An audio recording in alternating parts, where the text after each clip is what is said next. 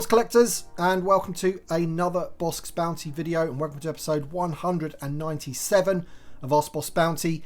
This is the weekly Q&A series that drops every Sunday, where I take your questions from the comment section below and do my very best to answer them. So if you do have a question for next week's episode, which will be episode 198, we are nearing that big 200, leave that question in the comment section below, and I'll say hopefully you will be featured next week. With all that being said, if you do happen to enjoy the video, make sure you hit the like button down below, and of course subscribe if you're new. And if you're watching this video and you haven't yet subscribed, please hit the subscribe button, because I was looking at the analytics just the other day and I think maybe 45-50% of the people that watch the videos are not subscribed. So it doesn't cost you anything to subscribe, so hit that subscribe, and hopefully I can get to maybe 28,000 by the end of the year. Magic Book of Horror says, question for next week. Sorry if I've butchered the name of this character, but do you think Hasbro will give us a Darth Malak to go alongside Darth Revan in the vintage collection? I have to say, buddy, that I think there's no reason why they wouldn't want to do that. It'll all come down to sales at the end of the day. How well did the Darth Revan figure sell, and subsequently how well does the Jedi Revan version of that figure sell as well? Because if they're going to get a decent return of investment on those figures, then they will look at other figures from that media. I do believe that we did have a version of Malak in the 30th anniversary, which went alongside the Revan back then. So again, there's no reason why they shouldn't. I think they might look at the sales data for the Black Series version as well, see how that went. But yeah, we've got the Revan now, so there's no reason why not. Path Doc 22 says, hi Tim, question for next week. What do you think Hasbro should do to rectify the missing VC 271 figure and having two VC 276 figures? How are these issues happening? You would think a company like Hasbro would do more quality checks prior to release. Yeah, you would think so, wouldn't you? I think they did say that this one was down to human error. They've got various different departments working on all of these figures, and, you know, somebody's messed up, basically. It's all they can say. What are they going to do about it? I mean, what they definitely need to do is release a figure with VC 271 on the back, so that we haven't got a missing figure in the line. But as we've seen before with figures having the same number, they don't usually go back and correct those. We're just going to have to live with the fact that we've got two figures with the numbers of VC 276. Dustin Ferguson says, question for next week. Do you think Hasbro will re-release the Stormtrooper 4-pack from Pulse? The first one is expensive to get hold of and did well on Pulse. You'd think they would keep more of those on hand. Yeah, you would think so. I don't think it really helped the fact that they updated the Stormtrooper quite soon after releasing that 4-pack. So maybe they feel that, you know, putting out an inferior figure is not the best thing to do now. It would be good if they just released a 4-pack of the Stormtrooper. You know, a New Hope one with the holster. That's the best thing that they could do, with the rocker ankles, all the good stuff. And that would probably make everybody happy. Michael Hines says, hey boss, question for next week. I anticipate the Epic Hero series coming to Star Wars, as it seems it's done well for Marvel, but what's crazy to me is that despite sharing a price point, the Star Wars version is 5 POA. If Marvel is proof they can do better articulation at that price, why are they choosing not to do that for Star Wars? To be honest, I really don't know the answer to that question. My only guess would be that they want to differentiate the figures from the vintage collection. So, you know, these are purely 5 POA for the kids at a 5 POA price point, and they don't want to blur those lines. That's the only reason I can think of. Dan Tween 4279 says, question for next week. Just playing devil's advocate, if you hate incomplete displays, why do you want the Luthen figure so much? As I doubt they'll be making many more from Andor, even though the show is great, of course. Yeah, now I did reply to you in the comments section of last week's video, but I did want to feature it on this video because you're absolutely right. I do not like incomplete displays, especially since I've been able to have loose displays basically. But I do feel that Luthen, the one that we got in the Black Series in that outfit, kind of does connect these two characters together. We've got Andor there in that particular outfit, and he's never in a scene with the Vel that we've got there. However, Vel does sort of interact with Luthen, and Cassian definitely interacts with Luthen in that outfit, the one that the Black Series have. So I feel he is a big enough character. He's one of the main characters from Andor. And I think just to finish off the main characters from Andor, we kind of need Luthen in the line. And there was a pretty awesome scene as well with Cassian in that outfit and Luthen. So that kind of is like a mini display, if you like. But granted, you know, there's only two characters. David Phelan says, hi, I wanted to know if more droids, especially more background ones, would be released. Like in a 2-pack with extra parts like the Target exclusives a couple of years ago. Thank you. New to your channel. Welcome, everybody's welcome on the channel, and thank you for submitting a question. So in my opinion, I think we've got to wait until we see what the R2-D2 is that's been pipelined, whether it's a straight repack or a newly tooled figure like they got in the Black Series, Because if it is new and we're getting a new R2-D2, then I would suspect that they would then use that for many droids after that, basically. And, you know, just to name one that I think we could potentially get in the future would be Grief Karga's droid. The reason for that one is because, once again, they are getting it in the Black Series. And although the Vintage Collection doesn't always have the same figures as the Black Series, as we know, because there's loads that they've got that we haven't, I do feel that they do follow a theme, and we get there eventually. So that droid in particular, I think, you know, if there's a new R2-D2, then you can expect that droid and maybe some others. But we'll have to wait and see. If the R2-D2 is a repack of the previous version, then, you know, I can't see them sort of using that multiple times. Whereas if we get a new sculpt, then of course they're going to want to get their money's worth. Eddie GV45 says, question for next week. That setup and case for your vintage figures is awesome. Was it custom made? So he's talking about the case over there. It isn't custom made. It's made by a company called Collector Displays, and I'll be doing a whole video on it in the future. That's why I'm only having it sort of like partially in my videos, because I want to do a whole video about it. Conrad Pad says, hey BB, I think a clone trooper with an AT-RT walker would be a perfect small vehicle release. Completely agree with you there, buddy. He says, question is, what do you think would be more successful? A camo AT-RT with Revenge of the Sith AT-RT driver, or a Clone Wars colour scheme grey with a new ARF trooper? And what would you prefer? I love the ARF troopers from the Clone Wars and would love to see them in the line. I would buy at least 2. So me personally, I prefer the live action over anything else, so I would definitely go to begin with the Revenge of the Sith AT-RT with the Revenge of the Sith AT-RT driver. But having said that, if they were to do a new vehicle such as that, then you could expect repaints in the future, so why not do them all, basically? But that's the one that I would probably go with to begin with. It's basically a grey version of it, isn't it, with the sort of green details rather than those like full-on camo ones that you could get previously. Mitchell Gum says, question for next week. The new HK-87 Assassin droid in the Vintage Collection is a red colour, and the one in the Retro Collection is the other colour scheme. Do you think we'll also get the other colour scheme as a variant or even a different VC number, as well as the ones in Mando Season 2 episode with the Jedi? And do you even want those? So yeah, we've got the red version here, and yeah, I think you're right, the Retro Collection one does have the red and tan version, and the Black Series also has that one as well. And I've got to say, you know, as always, you know, they've spent the money on that sculpt. I don't think they'll stop there. I think it's a given that we'll probably get more of those, maybe even in a 4-pack, I don't know. But I can't see them wasting that, and yeah, we'll probably get more.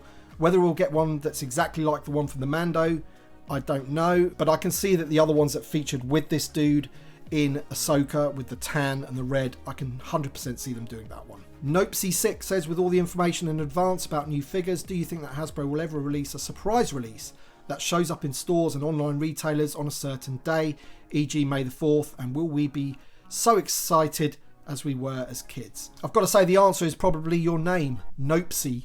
I don't think we'll ever see that because of all the leaks that happen, and you know, basically you always hear about these things, don't you, before they are released.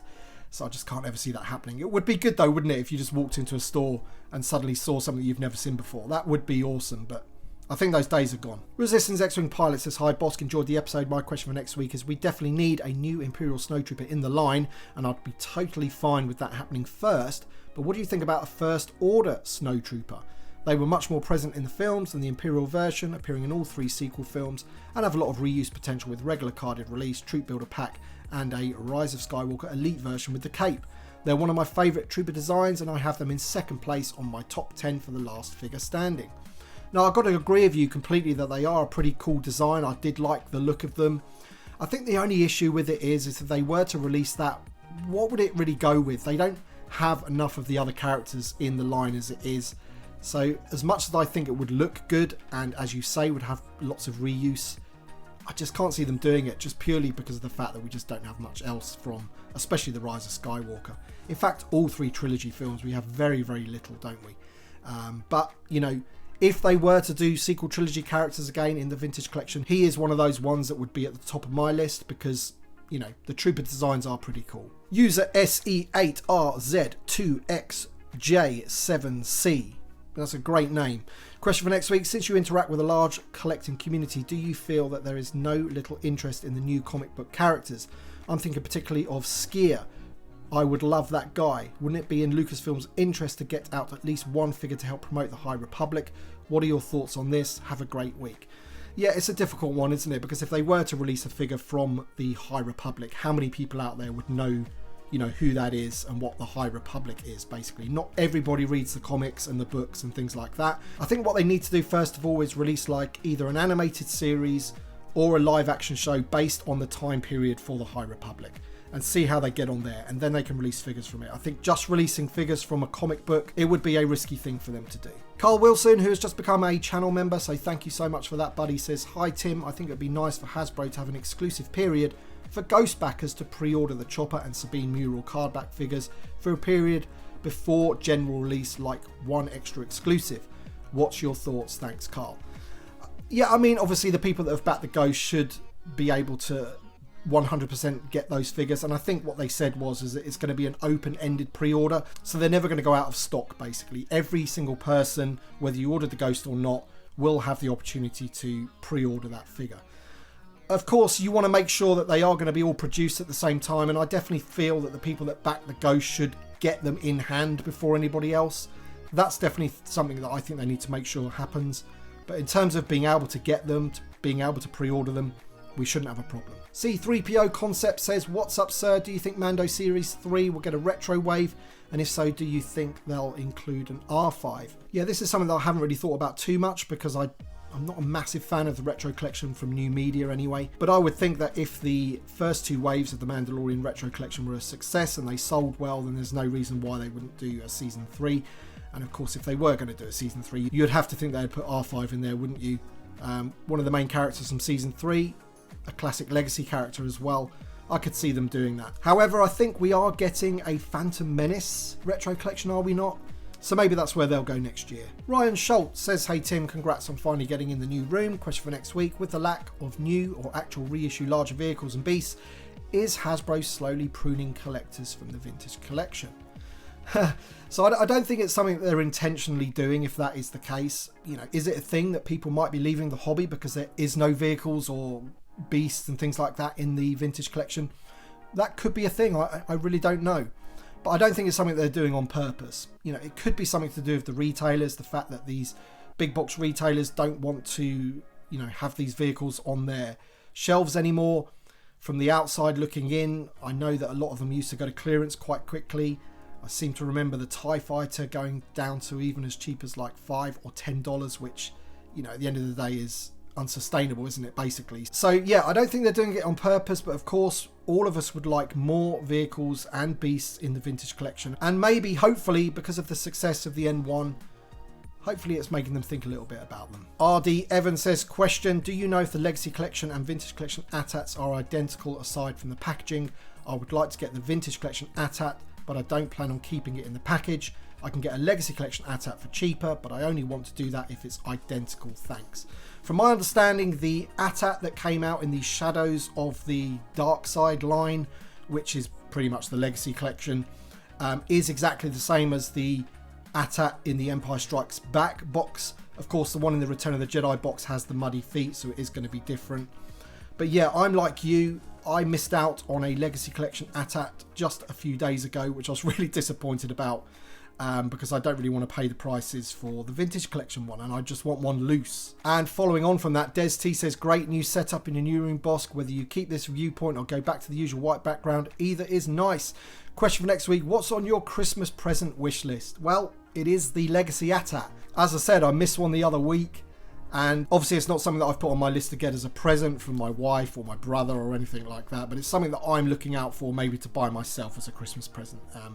I would love the legacy AT-AT in the collection room. Aqualish Doug says, "Brilliant Ask BB episode. I love how you pick questions to highlight what's needed in the vintage collection. Andor Rebels, small vehicles like Cobb Vanth and his speeder, Order 66 2-packs, Republic gunship reissue, etc. Question for next week, read the Skeleton Crew. Are you concerned that this will be another crew that is incomplete in the vintage collection, given where we're at with the Rogue One and the Bad Batch, especially as they have a poor record for newly tooled child figures in TVC 2.0? Do you think investing in newly tooled figures for child characters would be good or bad for the line?" I think it really does depend on which character it is, to be honest. You know, at the end of the day, if Skeleton Crew is amazing and a runaway success and everybody loves it and it's universally liked, like The Mandalorian was, then they will make all of the characters for it. Will we get all of them from day one? History says that we won't. We'll probably get the main character, maybe who's that played by? Jude Law, I think it's going to be. And who knows when we're even going to be getting these. From what it looks like, the Skeleton Crew has already been delayed once. Then there seems to be no news about a release date for it. It's supposed to be 2024 now. We haven't seen a trailer for it, as far as I'm aware. So we'll have to wait and see on that front. But in terms of, newly tooled figures that are child characters, little Leia, for example, from Obi-Wan, some people would want that in their collections. It's a difficult one, isn't it? Because I think from a value proposition for small characters, there is that slight issue. So, I think it definitely has to be like proper main characters if they're going to do them. Stephen Novak, who was my first ever channel member, thank you for the question, buddy. He says, hey Tim, seems like the finish the 96 has slowed down. Which line do you think will finish it first? The vintage collection or the retro collection? Always enjoy your videos. I've got to say, unfortunately, it'll probably be the retro collection, purely because I think there's certain characters in the vintage collection that I just don't think they're ever going to get to. Ones that are quite obscure that are going to need all new tooling. Simalu, EV99, Amanaman, ones like that. I just, I struggle to see how they're ever going to do those. With the retro collection, I think it'll be a bit easier for them. The figures are a lot more basic, 5 POA, hit the nostalgia strings of everybody. So, yeah. Retro collection, unfortunately. Darth Panther says, hey there Mr. Bounty, question for next week. I'm more of a loose figure collector and I've always been keen on collecting the pilots. The space battles were my favourite part of the OT movies. They have made a figure of every speaking pilot in the Battle of Yavin except Theron Net. With all the focus on finishing the skiff and finish the 96, which I know they haven't finished yet, can we get a finish the Yavin pilot roster campaign? You have the pilot sculpt, all you need is the head and helmet and Bob's your uncle. Hasbro could even put him in an X-Wing pilot 4-pack if you don't want to waste a card back. What are your thoughts? Thanks. I've got to say, I think if they were to do like the named pilots of Yavin, then they would probably be put into one of those 4-packs. And that goes against everything that I say about, named characters being in those 4-packs. But I think there is a difference between an army builder 4-pack and then a pack of Yavin pilots, because all of the Yavin pilots have got names. And I don't think you're going to be able to get all of those onto card backs necessarily. So maybe a 4-pack would be the way to go, and then at the end of the day, you only need to buy one of those, don't you? Because you're not buying it for generic X-Wing pilots or anything like that. You are specifically buying it to get the named characters from the Battle of Yavin. So I think that's probably the way that they would do that if they were to do that. Of course, you've got some characters which would need a new body, like Porkins, for example. You wouldn't be able to just put a head on the Luke sculpt for him, would you? So there are some nuances there. But as for a campaign for the Yavin pilots, if you want to start that one, buddy, get onto the social medias, get your hashtag going, and I'll share it all the way. Lou Skywalker says, hey BB, the room looks great. Question for next week. How does Mrs. Bossk feel about your collection and YouTube channel? Does she brag to her friends yeah, my husband's a kind of a big deal on YouTube? Or does she roll her eyes like my ex-wife did whenever I would buy a new figure? And would she be infuriated being referred to as Mrs. Bossk? Love your videos, buddy, and looking forward to more in the new collection room. This question did make me giggle, my friend. It really did. Brag to her friends. I really don't think so. And as for being called Mrs. Bossk, I don't think she'd mind it. But, I think if she was called it, people wouldn't know what the hell is going on, basically. But as for buying stuff, I do get the rolling of the eyes, oh, what, another Star Wars figure, another parcel at the door. I'm sure you all go through it that have got wives, girlfriends, partners. I'm sure you get it the same. So but thanks for the question, buddy. It did make me giggle. All right then, guys, that's it for this week's episode. I hope you've enjoyed it. Be sure to check out the reviews of the new wave of vintage collection figures on the channel. I have already reviewed Revan and Chopper. They are on the channel at the moment.